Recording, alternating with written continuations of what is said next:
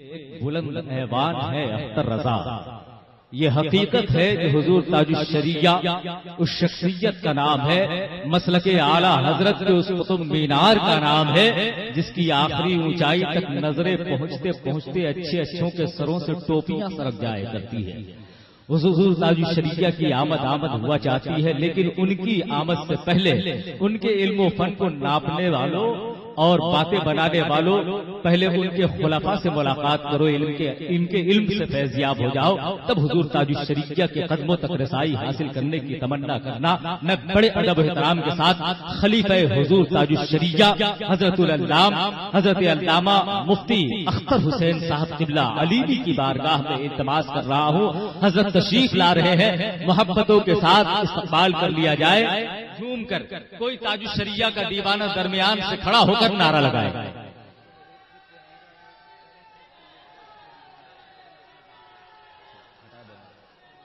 आप हजरात यूं सोच रहे होंगे कि हमने इतनी ताखीर क्यों की है हजरत को लाने में। मिंबर नूर पे उसकी सबसे बड़ी वजह यह है कि कयाम गाह, जहां हजरत के कयाम गाह है, कयाम गाह के चारों तरफ लोगों ने इतनी भीड़ इकट्ठा कर रखी है कि हजरत को बाहर आने का रास्ता न मिल सके। चुनांचे यही वजह है कि लोग वहां से, मैं गुजारिश करूंगा जो मेरी आवाज को सुन रहे हो बिला तमहीद, मैं उनसे गुजारिश करूंगा कि बराए करम वहां से खाली करते उस जगह को, ताकि हजरत को स्टेज तक लाने में सहूलत हो और इत्मीनान और सुकून के साथ आप हजरत की जियारत से अपनी निगाहों की रोशनी में इजाफा करने की सआदतें हासिल करें। मोहब्बत से नारा लगा लीजिए, नारे तकबीर, नारे रिसालत, मसलके आला हजरत, फैज़ाने मुजाहिदे मिल्लत, आमदे हुजूर ताजुश शरिया, खुलफाए हुजूर ताजुश शरिया, उलमाए अहले सुन्नत, नारे तकबीर, नारे रिसालत। बड़े अदब के साथ हजरत की बारगाह में इल्तिमास, खिताब के इख्तिताम पे चंद सवालात हजरत से होंगे, जिनका आप जवाब सुने, अपने इल्म में इजाफा करें।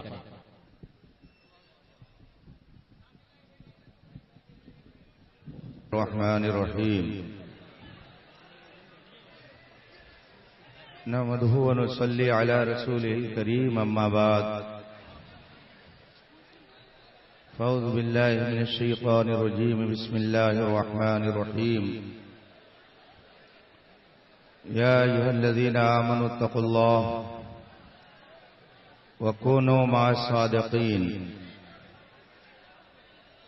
सदक़ल्लाहुल अज़ीम व सदक़ रसूलुहुन नबियुल अमीनुल करीम व नहनु अला ज़ालिका लमिनश शाहिदीन व शाकिरीन वल्हम्दुलिल्लाहि रब्बिल आलमीन।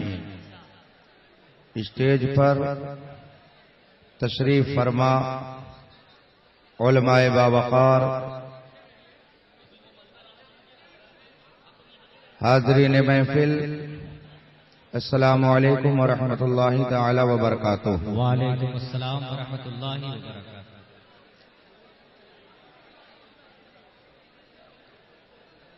हज़रात, आज का ये अज़ीमुश्शान इजलास, जिसे जामिअतुल हबीब के तहत पैगाम अम्न कॉन्फ्रेंस के नाम से मुनाक़िद किया गया है, हम और आप इस पुन्नूर महफिल में शिरकत की सआदत हासिल कर रहे हैं।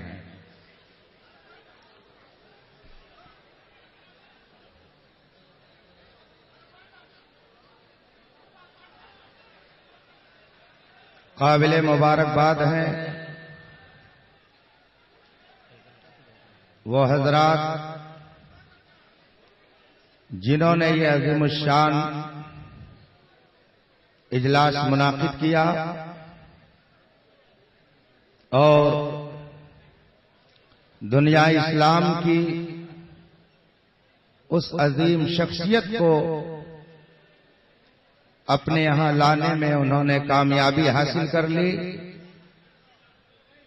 जिनकी जुल्फों का असीर आज एक जमाना है। बिलखुसूस अजीज गिरामी कद्र हजरत मौलाना वबिल फजल औलाना मोहम्मद रियाजत हुसैन अजहरी साहब और उनके बिरादरान और इस आबादी के लोग बेपनाह मुबारकबादियों के मुस्तहिक हैं कि उन्होंने अपनी इस छोटी सी आबादी में ये मंजर दिखा दिया कि समंदर को कूजे में इन्होंने गोया भर लिया। मैंने पढ़े लिखे लोगों से ये सुना है कि जो पढ़े लिखे लोग होते हैं वह हल्ला कम करते हैं। चालू डिब्बे में बैठिए तो कौको करते हैं और फ्लाइट में सफर कीजिए तो आपको बगल वाले की भी आवाज नहीं मिलती है। आप लोग अपने वजूद से क्या साबित करना चाहते हैं? चालू डिब्बे वाले हैं कि फ्लाइट वाले हैं? आप बताइए। एक साहब ने बकौल असद इकबाल साहब के अपनी औकात बता दी। आप लोग कशा चले आए। समंदर की मौजों की तरह ये मजमा हुजूर ताजुश शरिया के नाम पर इकट्ठा हो गया। ये मजमा इस बात की गवाही दे रहा है हमारी सुबह जिंदा है, हमारी शाम जिंदा है। हमारी सुबह जिंदा है, हमारी शाम जिंदा है, हमारे दिल की तख्ती पर नबी का नाम जिंदा है। ये जिंदगी की ही अलामत है कि आप मुख्तलिफ सूबों से एक कोरदा इलाके में चले आए हुजूर ताजुश शरिया का दीदार करने के लिए। और बहुत से लोग ऐसे आए कि हुजूर ताजुश शरिया के हाथ पर आज हम बिकेंगे, उनका शजरा लेंगे ताकि कल कब्र में उनका शजरा हमारे काम आ जाए। बहुत सारे लोग यही तमन्ना लेकर आए हैं कि हम हुजूर ताजुश शरिया से मुरीद हो जाएंगे, उनका शजरा मिल जाएगा जिसमें आला हजरत का नाम लिखा होगा। इस शजरे की कहानी मैं एक आलिम की जबानी सुन चुका हूं, वो मैं आपको सुना दूं तो आप अपनी किस्मत पर जितना भी नाज करेंगे कम है। पीलीभीत का नाम आपने सुना होगा। बरेली शरीफ के करीब में एक शहर है, वहां एक मुंशी जी रहते थे जिनका नाम है मुंशी लताफत हुसैन। वो असल में रहने वाले थे मुरादाबाद के, मगर बहुत दिनों से तरके वतन करके वो पीलीभीत में कयाम पजीर हो चुके थे। इत्तेफाक से मुरादाबाद के एक गैर मुकल्लिद पीलीभीत पहुंचे किसी काम से। उनकी मुलाकात मुंशी लताफत हुसैन साहब से कहीं हो गई। पुरानी मुलाकात और पहचान थी। दोनों ने एक दूसरे की खैरियत पूछी और फिर कोई इल्मी मसला छिड़ गया।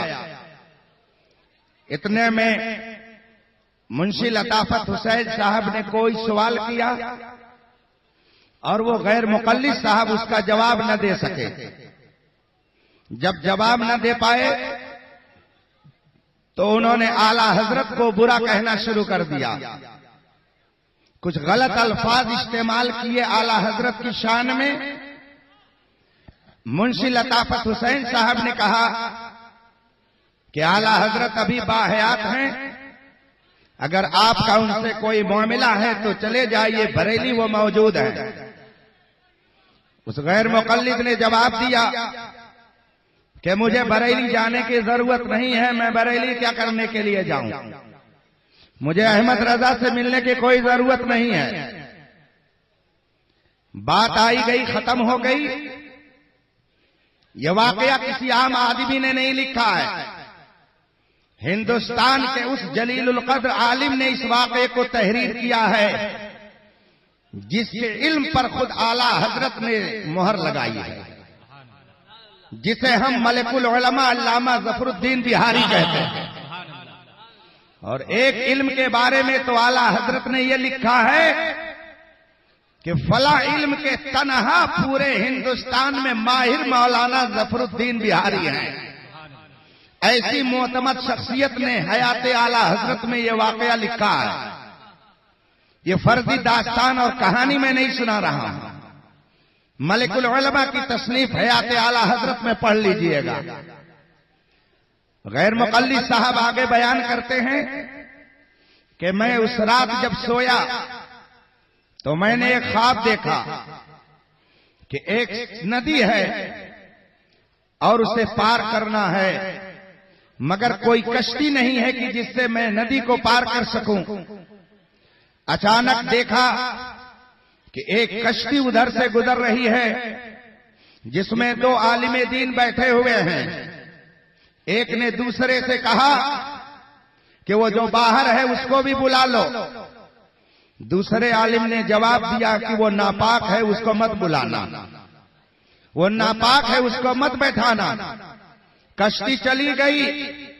गैर मुक़ल्लिद साहब कहते हैं कि मेरी नींद खुल गई और मैं सोचने लगा, मैं तो बहुत पक्का मुअव्विद हूं, तौहीद का अलमबरदार हूं, मुझे क्यों नजिस और नापाक ख्वाब में कहा गया। मगर थोड़ी देर के बाद फिर वो अपने दिल को तसल्ली देते हुए सोचते हैं कि शायद मैंने मौलाना अहमद रजा की शान में जो कलिमात कहे उसी की बुनियाद पर ऐसा मैंने ख्वाब देखा। बात आई गई खत्म। 3 दिन के बाद फिर वो क्या ख्वाब देखते हैं, एक खूबसूरत गेट है और गेट के बाहर बहुत लंबा चौड़ा मजमा है, लोगों की भीड़ लगी हुई है।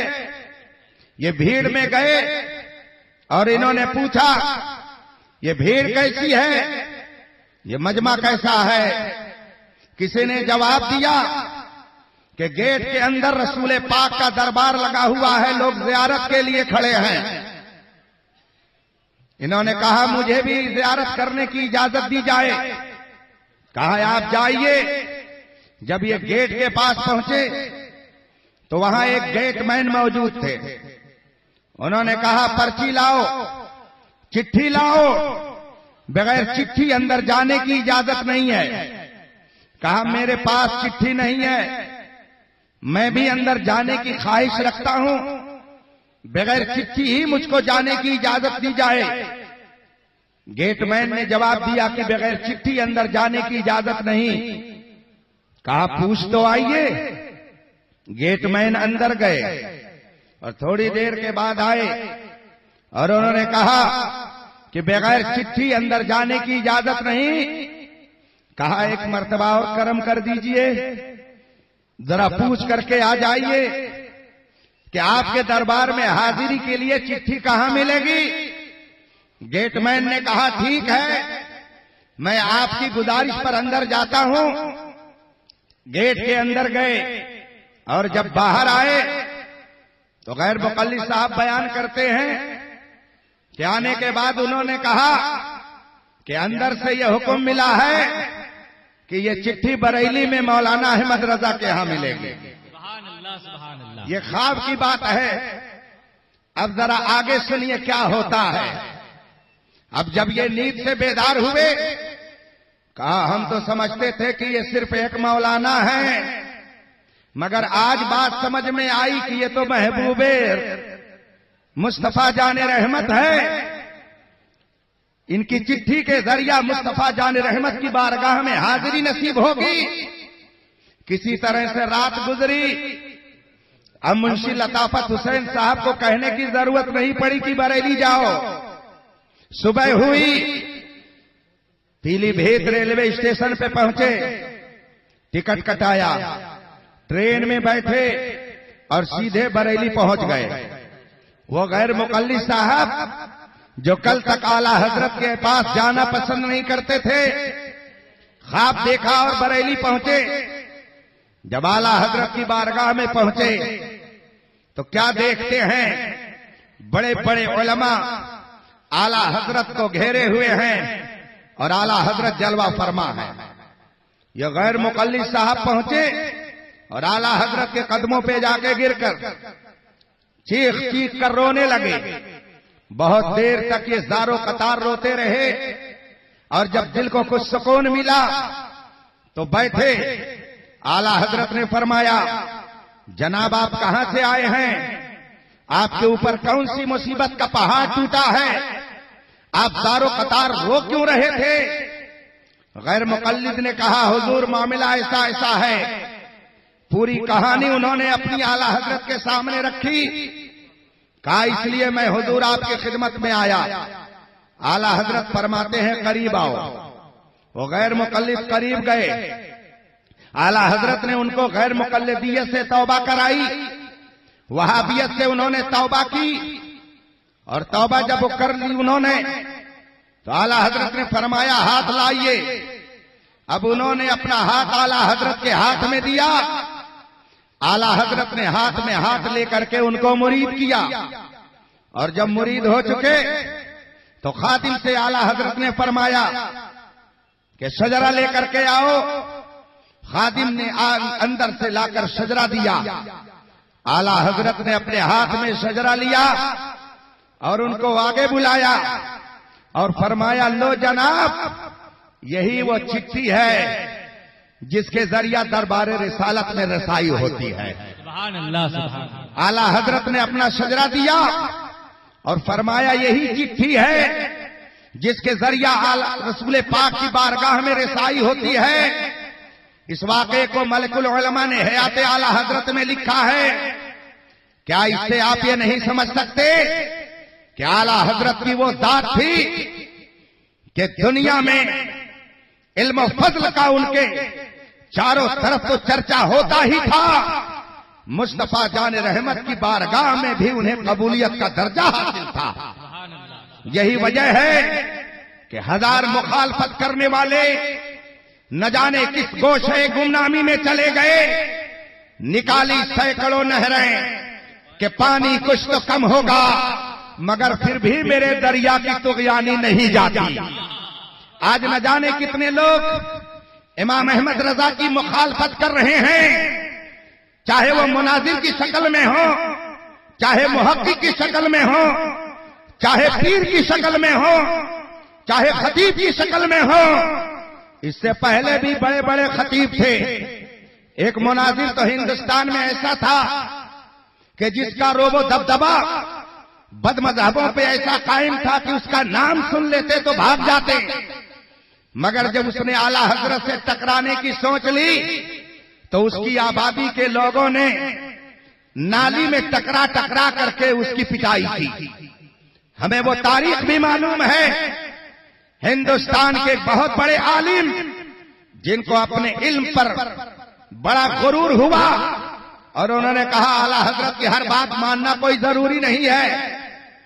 ऐसे बड़े मौलाना थे कि उनके शागिर्दों में आज न जाने कितने शेखुल हदीस हैं, उनके शागिर्द आज न जाने कितने मुहक्किक हैं, बहुत बड़े मौलाना माने जाते थे। उन्होंने यही कहा था कि आला हजरत की हर बात मानना कोई जरूरी थोड़ी है। हुजूर हाफिज मिल्लत नव्वर अल्लाहु मरकदहू ने जब उनका यह जुमला सुना था, कान पकड़ करके इदारे से बाहर कर दिया कि जो आला हजरत का गुस्ताख होगा उसको हमारे यहां कोई गुंजाइश नहीं है। उसके लिए हमारे बुजुर्गों ने हमको ये तालीम दी है कि जो इमाम अहमद रजा का है हम उसे अपनी पलकों में बिठाएंगे, और जो इमाम अहमद रजा की गुस्ताखी करेगा उसका इल्म, उसका फज़्ल, उसकी तहकीक, उसका मुनाजरा हम ये न देखेंगे, हम ये देखेंगे कि ये इमाम अहमद रजा का वफादार है कि नहीं। सुभान अल्लाह, सुभान अल्लाह। इसलिए कि इमाम अहमद रजा ने हमें अपनी अजमत नहीं सिखाई, मुस्तफा जाने रहमत की मोहब्बत का जाम पिलाया है। यही वजह है कि आज दुनिया के जिस खित्ते में चले जाइए, हर मिंबरों मेहराब से ये सदा आ रही होगी, डाल दी कल्ब में अजमते मुस्तफा, सैयदी आला हजरत पे लाखों सलाम। रफीकान मोहतरम, हमने कुछ तारीख पढ़ी, दादा अच्छे, उनके बेटे अच्छे, पोते तक आते आते बिगड़ गए। बहुत सारे घरानों को हमने देखा, पोता बिगड़ा। हजरत अबू सुफियान सहाबी रसूल, हजरत अमीर मुआविया सहाबी रसूल, बाप बेटे सही, यजीद पोता बिगड़ गया। शाह वलीउल्लाह, आरिफे कामिल, शाह अब्दुल अजीज, शाह अब्दुल कादिर, अहले इल्म फज़्ल, मगर इस्माइल देहलवी पोता बिगड़ गया। हमको न जाने कैसे कैसे ऐसे खानदान मालूम है कि पोते तक आते आते बिगाड़ हो गया, मगर कुरान ने मुकद्दस में फरमाया गया है, वकाना अबू हमा सालेहा, फला लड़के के बाप बड़े नेक थे। आला हजरत के सामने जब ये बात रखी गई तो आला हजरत ने फरमाया कि उनका बाप नहीं नेक था, 7वीं पुश्त में उनके बाप बड़े अच्छे थे और 7वीं पुश्त के बाद बरकत मिली। अल्हम्दुलिल्लाह हम ये देखते हैं कि आला हजरत अपने जमाने में सच्चाई की अलामत और पहचान थे। हुजूर हुज्जतुल इस्लाम अपने जमाने में इल्म और फज़्ल के आफताब थे। हुजूर मुफ्ती आज़म हिंद अपने जमाने में ज़ुहद और तक़वा के पैकर थे। और आज इन बुजुर्गों के अमीन हुजूर ताजुल शरिया, अल्हम्दुलिल्लाह हम तमाम अहले सुन्नत की आबरू बने हुए हैं। नारे तकबीर, नारे रिसालत, मसलके आला हजरत, फैज़ाने हुजूर ताजुल शरिया। क्या इससे ये सबक नहीं मिलता कि अहमद रजा का ताजा गुलिस्तां है आज भी, खुर्शीद इल्म उनका दरख्शां है आज भी, सब उनसे जलने वालों के गुल हो गए चराग। अहमद रजा की शमा फरोजा है आज भी, और ये शमे फरोजा ही का हाल है। ये तमीज भाई ने आपको दावत दी थी, उनके घर में तो इतनी जगह ही नहीं थी। क्या मौलाना रियाजत साहब ने आपको दावत दी है? ये उलमा, इनका जम्मे गफीर, क्या इनको दावत इनके बिरादरान ने दी है? नहीं, हकीकत में दावत ताजुल शरिया ने दी है। हम सब ताजुल शरिया की दावत पर आए हैं। जहां भी तुमने पुकारा है जानिसार चले, जंगल में बैठ जाए तो मंगल हो जाए, जिस जगह जाम उठा ले वही मैखाना बने, जिस जगह रिंद जो जाम उठा ले वही पैमाना बने, और जिस जगह बैठ के पी ले वही मैखाना बने। हमने हुजूर मुजाहिद मिल्लत की नगरी में आज कदम रखा है। तकरीबन 10 साल पहले की बात है, जब मैं पहली मर्तबा हुजूर मुजाहिद मिल्लत अलैहि रहमत व रिज़वान के आस्थाने पर हाजिर हुआ। फातिहा पढ़ रहा था, कोई मोतकीद एक चादर लेकर के आया, और वहां जो खादिम थे उन्होंने चादर हाथ में ली। चंद लोगों ने चादर को पकड़ा और चादर हुजूर मुजाहिद मिल्लत की कब्र अनवर पर डालने लगे। चादर डाल रहे हैं और नारे तकबीर और नारे रिसालत की आवाज आ रही है, और थोड़ी देर के बाद मेरा कान क्या सुनता है? मसलके आला हजरत जिंदाबाद। चादर चढ़ रही है मुजाहिद मिल्लत के मजार पर और नारा लग रहा है, मसलके आला हजरत जिंदाबाद। मैंने दिल में सोचा, ए मुजाहिद मिल्लत, तूने कितना जिहाद करके अपने इलाके के लोगों के दिल में इमाम अहमद रजा की मोहब्बत पैदा की है कि फना के बाद भी बाकी है शान रहबरी तेरी। दुनिया से तू बज़ाहिर चला गया, मगर तेरे मानने वालों के दिल में मसलके रजा की ऐसी मोहब्बत बैठी हुई है कि तेरी तुरबत पर जब चादर चढ़ाई जाती है तब भी मसलके आला हजरत का नारा बुलंद किया जाता है। ये उसी की निशानी है। साहिब सज्जादा तशरीफ फरमा है, शहजादे कालपी भी तशरीफ फरमा है। किनका किनका नाम लूं? आज आपकी इस बज़्म में हिंदुस्तान का एक ऐसा नादिर नायाब तोहफा ला करके अल्लामा रियाजत साहब ने रख दिया है, जिसने न जाने कितने नाकारों को कारामद बनाया और न जाने कितने जर्रों को आफताब बना दिया है। अहले इल्म उनके इल्म के बारे में अच्छी तरह से जानते हैं। अभी वो भी शख्सियत जलवागर होने वाली है। हुजूर ताजुल शरिया के खुलफा में बड़ी अहमियत की हामिल वो शख्सियत है उस्ताजुल उलमा हजरत अल्लामा मौलाना मुफ्ती मोहम्मद शब्बीर हसन रजवी साहब, शेखुल हदीस अल जामिअतुल इस्लामिया रौनाही फैजाबाद। शायद वो पहली मर्तबा यहाँ कदम रंजा हुए हैं, मगर उन्होंने जो हुजूम देखा तो वो मुझसे कहने लगे, मियां ताजुल शरिया की ये मकबूलियत ये किसी के एडवर्टाइज की बुनियाद पर नहीं है। रब जिसे चाहता है दुनिया में उसे मकबूल बना दिया करता है। नारे तकबीर, नारे रिसालत, मसलके आला हजरत सरकार मुजाहिदे मिल्लत आमदे हुजूर ताजुल शरिया। ये हुजूर ताजुल शरिया करते क्या है? कुछ हासिदीन कहते हैं हुजूर ताजुल शरिया का काम क्या है? अभी 2 रोज पहले हुजूर ताजुल शरिया नागपुर तशरीफ ले गए। हुजूर ताजुल शरिया के चेहरे अनवर को देखते ही 2 बदअकीदों के दिल की दुनिया बदल गई। 2 बदअकीदों ने कहा, यह चेहरा किसी झूठे का चेहरा नहीं हो सकता है, यह सच्चे का चेहरा है। जब पोता ऐसा है तो इमाम अहमद रजा कैसा रहा होगा? उन्होंने अपने दिल की दुनिया को संवार लिया। हुजूर ताजुल शरिया के कदमों में आकर वहाबियत और देवबंदियत से तौबा की। उस जलसे में मैं नहीं,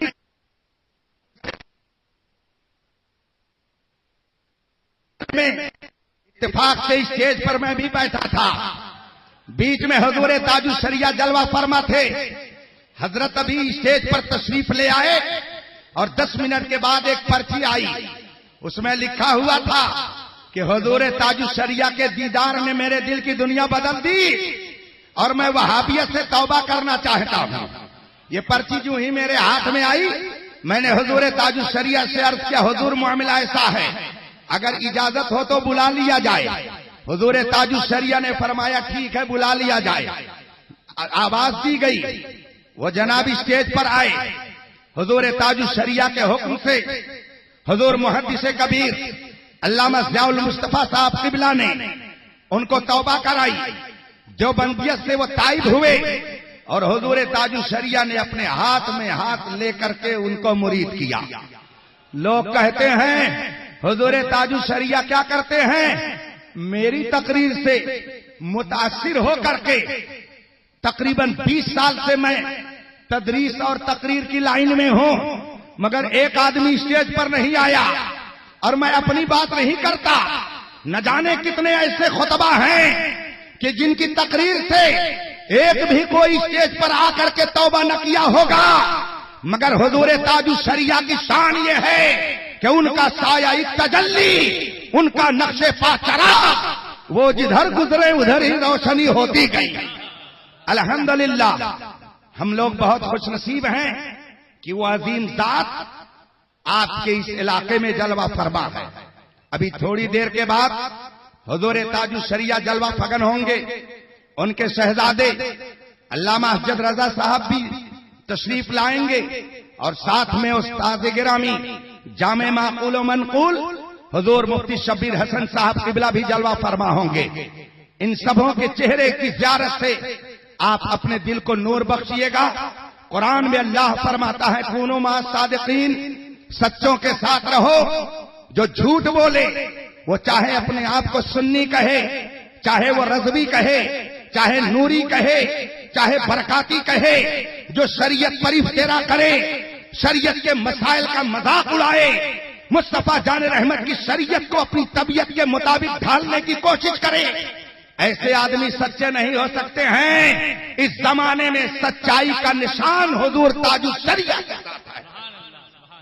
अभी आप उनके चेहरे के दीदार से अपनी आंखों को ठंडक पहुंचाएंगे। मैं कोई तकरीर करने के लिए नहीं आया था, लेकिन इतनी गुफ्तगू मैंने आपके सामने कर दी। ये मेरे सामने एक पर्चा है, इसमें 4 सवाल है, 3 सवाल है। मैं इन्हीं सवालों का जवाब देकर अपनी गुफ्तगू खत्म करूंगा। मैं सवालों जवाब के सिलसिले में आपसे अर्ज कर दूं कि अगर आपने जरा सी तवज्जो इधर उधर की तो आप जायज का नाजायज समझ जाएंगे, न हुई को हुई से आप ताबीर करने लगेंगे। इसलिए जो सवाल किया गया है मुझसे, मैं अभी स्टेज पर आया तो ये पर्ची मेरे सामने आई, अब इसके अलावा कोई पर्ची नहीं आनी चाहिए। ताजु शरिया आएंगे। ये 3 अहम सवालात हैं, मैं इनका जवाब देकर के आपसे रुखसत होने की कोशिश करूंगा। मगर आइए दरूद पाक का विर्द कर लें। अल्लाहुम्मा सल्ली अला सय्यदना व मौलाना मुहम्मद इमादिल जूद वल करम व आलिहिल किराम अजमईन। माशाअल्लाह, ये अमन कॉन्फ्रेंस है, पैगामे अमन कॉन्फ्रेंस, और आप लोगों ने अपनी संजीदगी से खुद ही पैगाम दे दिया कि अल्हम्दुलिल्लाह अहले सुन्नत व जमात के मानने वाले दंगा और फसाद नहीं करते हैं, बल्कि वो अमन व अमान कायम रखते हैं। आज कुछ लोग दहशतगर्दी मुखालिफ तहरीक चला रहे हैं, उनको 100 साल के बाद समझ में आया कि ये दहशतगर्द तहरीक है। मगर कुर्बान जाइए आला हजरत की जात पर कि जब इस तहरीक ने सर उठाया तभी इमाम अहमद रजा ने देख लिया कि ये दहशतगर्द तहरीक है, इस तहरीक का डट करके मुकाबला करना चाहिए। यह ऐसी दहशतगर्द तहरीक है कि नबी की जात पर जब हमला कर सकती है तो नबी के मानने वालों पर अगर हमला करे तो कोई ताज्जुब की बात नहीं है। इस जात ने जब नबी की, इस तहरीक ने जब नबी की जात पर हमला किया तो सबसे पहले उनके इल्म को घटाने की कोशिश की, उनकी अजमत को घटाने की कोशिश की और कहा, सुनो, जिसका नाम मोहम्मद है वो किसी चीज का मालिक व मुख्तार नहीं है, उससे क्या मांगते हो। बरेली का वो खान उठ खड़ा हुआ और ललकार करके उसने कहा, सूरज उल्टे पांव पलटे, चांद इशारे से हो चाक, अंधे नजदी देख ले कुदरत रसूलुल्लाह की। जब उधर से इस दहशतगर्द तहरीक ने ये आवाज उठाई कि नबी को पीठ पीछे की भी खबर नहीं, इमाम अहमद रजा ने बरेली से ललकारा और हमको ये पैगाम दिया, और कोई गैब क्या, तुमसे नेहा हो भला, जब ना खुदा ही छुपा तुम पे करोड़ों दरूद। इमाम अहमद रजा ने इस दहशतगर्द तहरीक के खिलाफ अपने खुलफा और अपने तलामेजा को मैदान में उतारा। हुज्जतुल इस्लाम उतरे, मुफ्ती आजम उतरे, मलिकुल उलमा उतरे, सदरुल शरिया उतरे, सदरुल अफाजिल उतरे, मुबल्लिग इस्लाम अल्लामा अब्दुल अलीम मेठी उतरे, शेरबेशेष अहले सुन्नत उतरे। किल के रजा है खंजरे खूखार बरकबार, आदा से कह दो खैर मनाए न शर करें। लोग आज समझ रहे हैं कि ये दहशतगर्द तहरीक है, मगर आला हजरत ने आंख खोलते ही समझ लिया कि वहाबियत दहशतगर्दी का नाम है। ये तहरीक दहशतगर्दी फैला रही है और तारीख ने ये साबित कर दिया, मुशाहिदे ने भी ये बता दिया कि ये नजदी तहरीक, ये मुसलमानों के जो मर्जे हैं, मुसलमानों के जो मराकिज हैं, मुसलमानों के लिए जो भीख लेने की दरगाहें हैं, ये उन्हीं दरगाहों को नीस्तो नाबूद करने की तहरीक चला रहे हैं। और पूरी दुनिया मुसलमानों के खिलाफ हो रही है कि जो अपने बुजुर्गों के आस्थानों को बम से उड़ाए वो दूसरी कौमों का वफादार क्यों हो सकता है। इसीलिए इमाम अहमद रजा ने 100 साल पहले हमको मुतनब्बह करते हुए फरमाया था, सोना जंगल रात अंधेरी, छाई बदली काली है, सोने वालों जागते रहियो, चोरों की रखवाली है। ये जो तुमको बुलाता है, ये जो बुला रहा है ना, कलकत्ता चलो, बनारस चलो, दिल्ली चलो, फला जगह चलो, यहाँ चलो, वहां चलो, ये जो तुमको बुलाता है ये ठग है, मार ही रखेगा। हाय मुसाफिर दम में ना आना, मत कैसी मत वाली है, सोना जंगल रात अंधेरी, छाई बदली काली है, सोने वालों जागते रहियो, चोरों की रखवाली है। और अगर आपने चोरों से अपनी हिफाजत नहीं की तो आंख से काजल साफ चोरा ले, जुब्बा भी पहन के आएगा, साफा भी पहन के आएगा, दाढ़ी भी रख के आएगा, ये और बात है कि छोटी छोटी करते चला जाएगा, हाथ में कुरान भी लेकर के आएगा, हदीस भी लेकर के आएगा, ये हर तरह के दुनियावी असलहे से लैस होकर के आएगा। मगर याद रखना, चमकता जो नजर आए वो सब सोना नहीं होता। अगर दुनिया में रहना है तो कुछ पहचान पैदा कर। ये चमकते हुए सोने, इनको पहचानने के बाद ही कदम आगे बढ़ाना, वरना याद रखो आंख से तुम्हारे काजल निकाल लेगा और तुम्हें इसकी खबर भी नहीं होगी। रफीकान मोहतरम, अभी कुछ देर में हमारी अजमतों की हिफाजत करने वाली जात, हमारे ईमान की हिफाजत करने वाली वो शख्सियत जिनके दामन से वाबस्तगी के बाद इंशाअल्लाह हमें बुजुर्गों के फैज़ो बरक़ात मिलेंगे, वो जात अभी थोड़ी देर में तशरीफ लाने वाली है। इन सवालों का आप जवाब मुझसे सुन लीजिए और उसके बाद में मैं अपनी गुफ्तगू को खत्म करूंगा और जादुई आवाज के जरिया असद इकबाल साहब आपको बेदार करने की कोशिश करेंगे। सवाल आप पहले सुने ताकि जवाब और सवाल दोनों आपके जहन में रहे, तो आप सही ढंग से कुछ इल्मी फायदा हासिल कर सकेंगे। सवाल ये आया है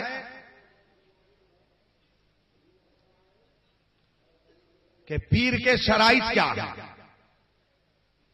एक सवाल है, किसी को पीर बनाने के लिए कितनी शर्तें हैं, पीर के अंदर क्या क्या चीजें होनी चाहिए तब उससे आप मुरीद हों और बुजुर्गों का फैजान लें। ये एक सवाल आया है। मैं इसका जवाब मीरे बिलगिराम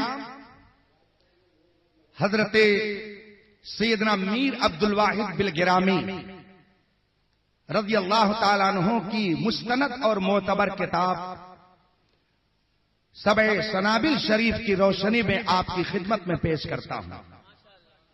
सबे सनाबिल शरीफ ये तसव्वुफ की एक अहम किताब है। उसमें हजरत सैयदना मीर अब्दुल वाहिद बिलगिरामी रज़ी अल्लाह ताला अन्हु ने तहरीर फरमाया है कि पीरी मुरीदी के लिए 4 अहम शर्तें हैं। जिसके अंदर ये 4 अहम शर्तें पाई जाएं उसे वही पीर बनाने के लायक है। पहली शर्त मीर अब्दुल वाहिद बिलगिरामी अलैहि रहमत व रिज़वान बयान करते हैं कि पीर उसे बनाया जाए जो सुन्नी सहीहुल अकीदा और अपने मसलक में मुतसल्लिब हो, सख्त हो। ये पहली शर्त है। लिहाजा जो सुलह कुल्ली हो, अकीदे में मुजब्जब हो, वो पीर बनाने के लायक नहीं है। ये पहली शर्त है। और दूसरी शर्त यह है कि वो आलिम हो, दीन के मसाइल का जानकार हो। आजकल लोग आलिम उसी को समझते हैं जो किसी दरसगाह में 8 साल पढ़कर सनद ले ले, मगर आला हजरत फतावा रज़विया में एक जगह तहरीर फरमाते हैं, सनद कोई चीज नहीं है, इल्म होना चाहिए। बहुत से ऐसे सनद वाले हैं कि वो कुछ भी नहीं जानते और बहुत से ऐसे बेसनद वाले हैं कि उलमा में की सोहबत में रह करके वो बहुत कुछ जानते हैं। तो दूसरी शर्त यह है कि उसके अंदर दीन का इल्म हो, वरना अगर वो खुद ही नहीं जानेगा तो खुद भी डूबे हैं सनम, तुमको भी ले डूबेंगे। ये दूसरी शर्त है। और तीसरी शर्त यह है कि उसका सिलसिला रसूल पाक सल्लल्लाहु अलैहि वसल्लम तक पहुंचता हो। सिलसिला बसिलसिला बुजुर्गों से उसको खिलाफत मिली हो।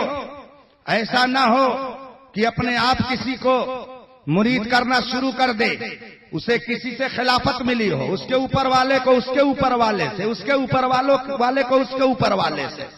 इसी तरीके से यह सिलसिला रसूल पाक तक मुत्तसिल हो, वरना अगर कहीं से खिलाफत नहीं मिली होगी तो यह रूहानी सिलसिला, रूहानी फैज बीच में मुनक़ते हो जाएगा, कट जाएगा, नहीं मिलेगा। तो तीसरी शर्त यह है कि उसका सिलसिला मुत्तसिल हो। और चौथी शर्त यह है कि वो खुल्लम खुल्ला गुनाह न करता हो, हराम काम में खुल्लम खुल्ला मुब्तला ना हो, जिसको फासिक़े मोलिन कहा जाता है, नमाजें खुल्लम खुल्ला न छोड़ता हो, बिला उज्र के हराम और नाजायज काम न करता हो, ये 34 शर्त है। हजरत सैयदना मीर अब्दुल वाहिद बिल गिरामी अलैहि रहमत व रिज़वान फरमाते हैं कि जिसके अंदर ये चारों शर्तें होंगी आप उसको पीर बना सकते हैं और उससे मुरीद होना जायज है।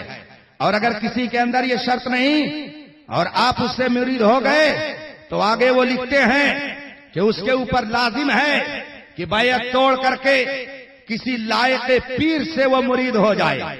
पीर के लिए ये 4 शर्तें हैं और मुरीद के लिए कितनी शर्तें हैं कि खूब हल्ला करे, खूब हल्ला करे, उलमा का एहतराम ना करे, गाली गलूज खूब दे और बस न कुरान सुनने की उसके पास शकत हो ना हदीस की।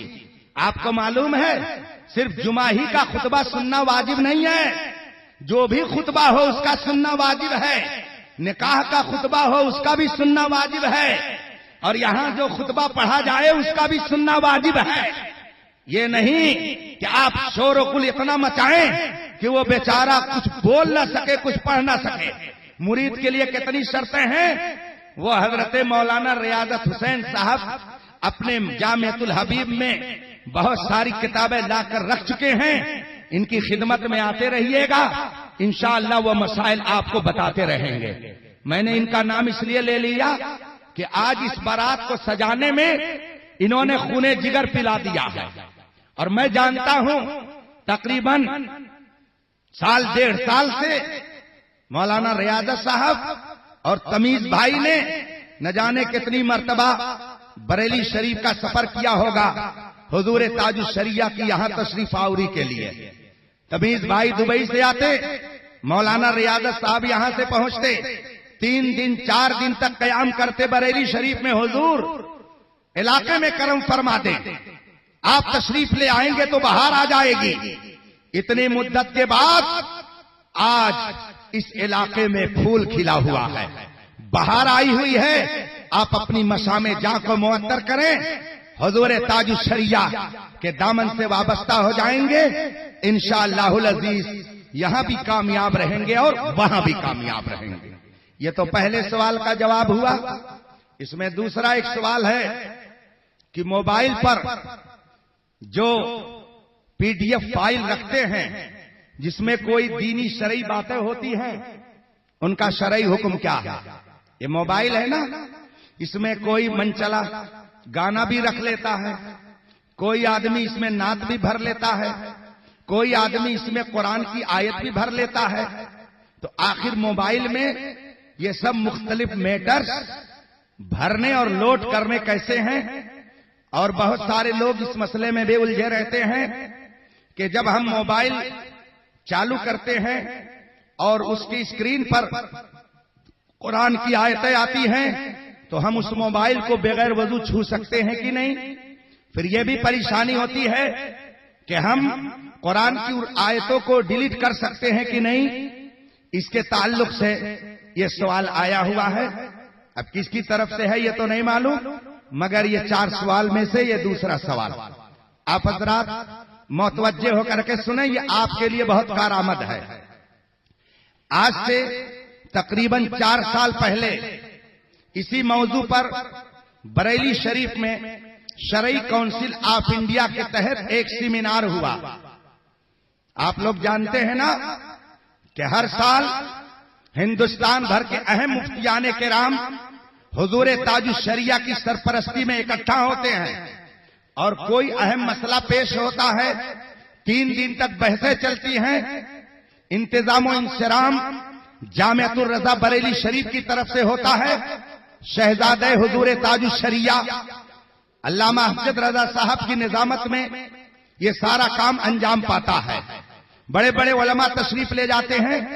इस साल ये कॉन्फ्रेंस और सेमिनार रखी गई है गुजरात के अंदर धरोल जामनगर में, जिसमें अरब से भी शेख इंशाअल्लाह तशरीफ ले आएंगे। 4 साल पहले शरई काउंसिल ऑफ इंडिया बरेली शरीफ के तहत ये मसला आया। मेरे जहन में कुछ बातें उसकी आज तक महफूज हैं मैं उन्हीं बातों की रोशनी में आपका जवाब पेश करता हूं। जो मोबाइल रखते हैं और जो लोड करते हैं वो सब अच्छी तरह से ये जानते हैं कि मोबाइल के अंदर भी मुख्तलिफ फाइलें होती हैं। समझने के लिए आप यूं समझिए, जैसे आपने एक अलमारी के मुख्तलिफ खाने बना दिए।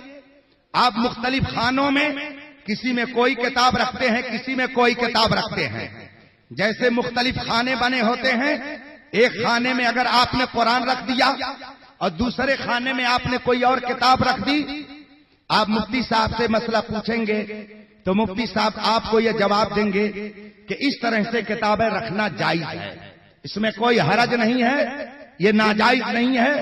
बिल्कुल इसी तरीके से मोबाइल के अंदर भी मुख्तलिफ फाइलें होती हैं। इसलिए अगर किसी फाइल में किसी ने कुरान की आयत को महफूज किया तो ताजुल शरिया और दीगर अकाबिर उलमा की मौजूदगी में बरेली शरीफ के अंदर यह फैसला हुआ कि यह नाजायज नहीं है। मोबाइल की उन फाइलों में नात मनक़बत, अशआर नात और कुरान पाक और हदीस पाक को महफूज किया जा सकता है। ये तो हुआ महफूज करने का मसला। अब उसके बाद में अगर किसी ने मोबाइल खोला और उस पर कुरान की आयतें आई, अब उस मोबाइल को छूना कैसा है? चूंकि कुरान पाक जब आपने मोबाइल में डाला तो आप लोड करने वालों से मालूम कर सकते हैं कि कुरान पाक के हुरूफ बेआईनी ही मोबाइल में नहीं जाते, बल्कि कुछ नुकूश, कुछ किरणें, कुछ शुआएं उसके अंदर जाती हैं और उन शुआओं का हुक्म कुरान का नहीं है।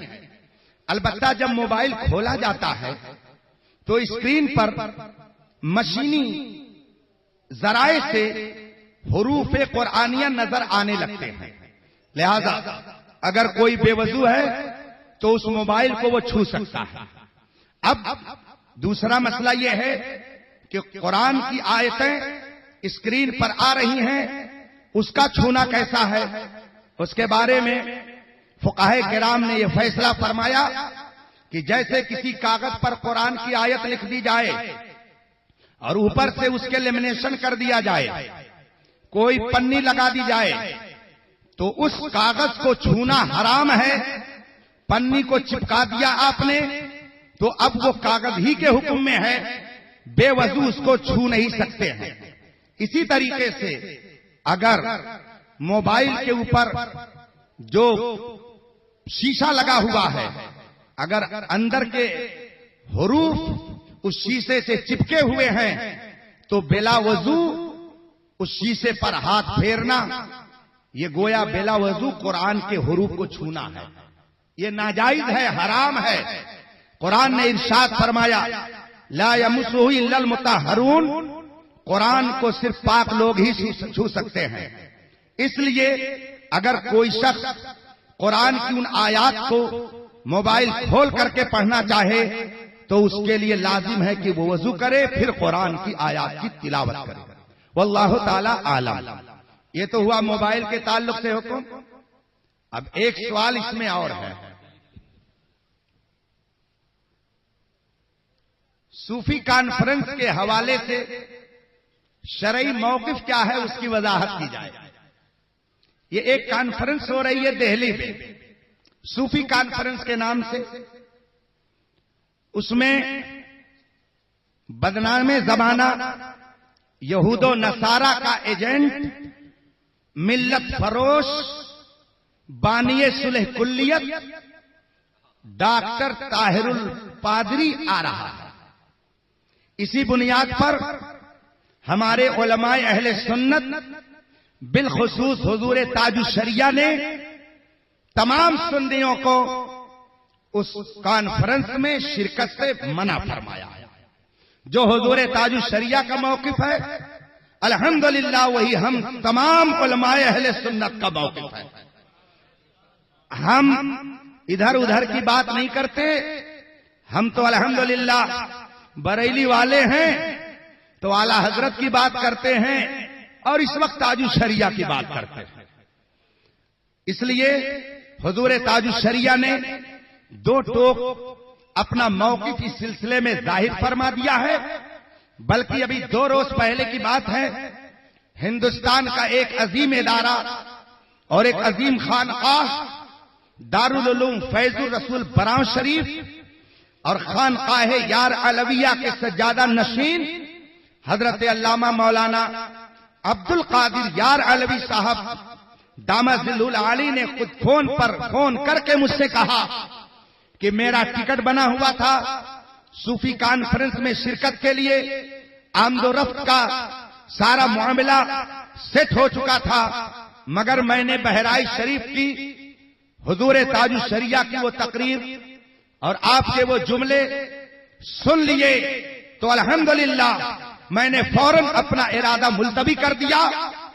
खानकाह यार अलविया बराव शरीफ दारुल उलूम फैजुर रसूल बराव शरीफ कल भी मसलके आला हजरत का तर्जमान था और आज भी है, और आज अल्हम्दुलिल्लाह हम हुजूर ताजुश शरिया को अपना मुक्तदा और पेशवा मानते हैं।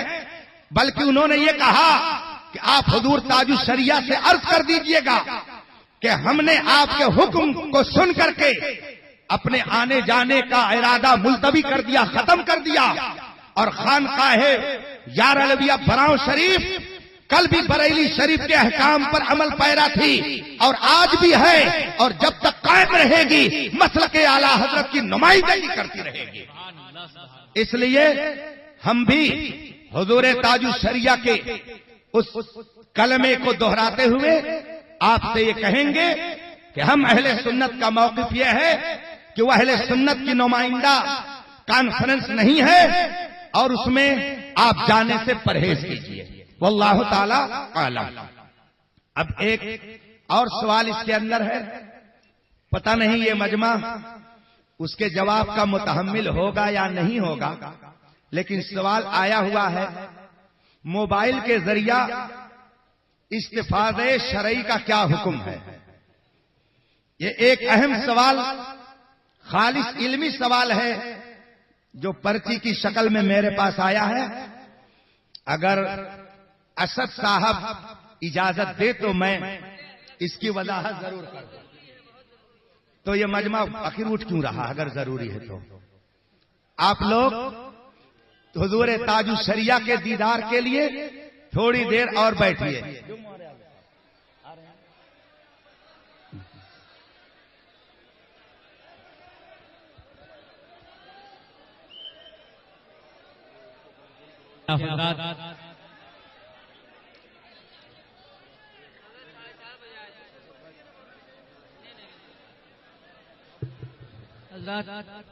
आप हज़रात इत्मीनान सुकून के साथ तशरीफ रखें। मैं भी सरकार ताजुश शरिया का गुलाम हूँ।